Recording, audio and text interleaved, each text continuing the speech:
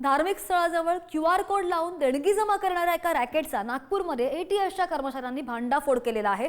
नागपूरमधील पोलिसांनी या प्रकरणात मोहम्मद एजाज अन्सारी, मोहम्मद मुस्किन अन्सारी या आरोपी विरोधात गुन्हा दाखल केलाय।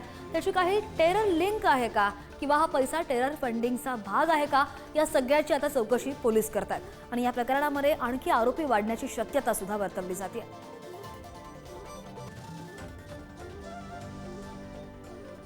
बातमी पाहतोय नागपूरमधून।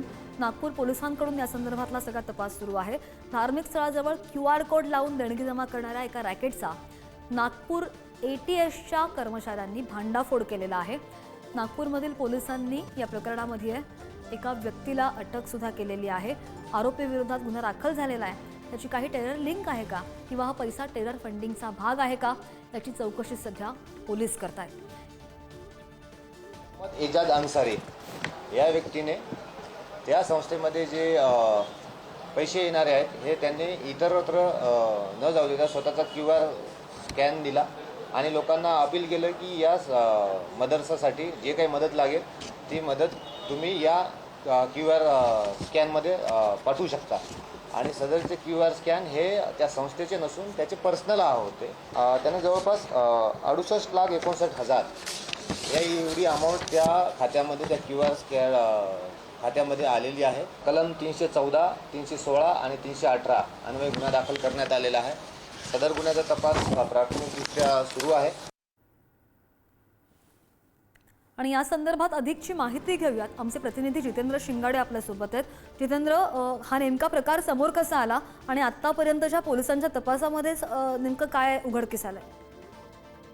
श्रद्धा, QR कोडचा कशा प्रकारे लोक दुरुपयोग करू शकतात त्याचं हे उदाहरण म्हणावं लागेल। नागपूरच्या कपिलनगर पोलीस स्टेशन अंतर्गत कामगार नगर आहे। या कामगार नगर परिसरामध्ये एका मुस्लिम महिला मदरशाचं निर्माण होत आहे आणि या मदरशाच्या निर्माणासाठी मोठ्या प्रमाणात मदत करण्याचं आवाहन एका बॅनरवर करण्यात आलं होतं। त्यासोबतच एक QR कोड देखील देण्यात आलेला होता। गेल्या अनेक महिन्यांपासून हे असं सुरू होतं। एक ATSचे कर्मचारी आहेत, त्यांच्या ही बाब लक्षात आल्यावर त्यांनी सुरुवातीला 50 रुपये QR कोडच्या माध्यमातून पाठवले। जेव्हा हे पाठवले तर ते त्या संस्थेत न जाता एका प्रायव्हेट सोल्युशन कंपनीमध्ये गेल्याचं त्यांच्या लक्षात आलं। त्यानंतर याचा अधिक तपास केला असता ही जी संस्था आहे ही एका मोहम्मद अन्सारी यांच्या नावाची असल्याचं माहिती समोर आलेली होती। त्यानंतर पोलिसांमध्ये तक्रार दाखल करण्यात आलेली आहे आणि त्या मोहम्मद अन्सारी विरोधात गुन्हाही दाखल केलेला आहे। महत्त्वाचं म्हणजे गेल्या अनेक महिन्यांपासून हा प्रकार सुरू होता आणि या संपूर्ण काळादरम्यान जवळपास 65 लाखांची रक्कम या बँक खात्यात वळती करण्यात आलेली आहे QR कोडच्या माध्यमातून।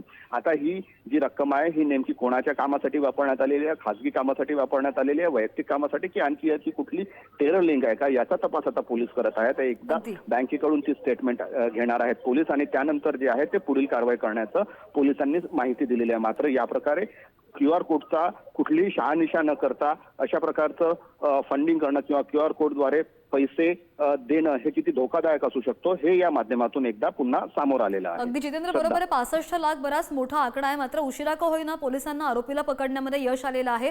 आता या संदर्भातल्या तपासामध्ये आणखी काय उघडकीस येतं याचे अपडेट घेत राहू। जितेंद्र, धन्यवाद दिलेल्या माहितीसाठी। बातमी आहे नागपूरमधून।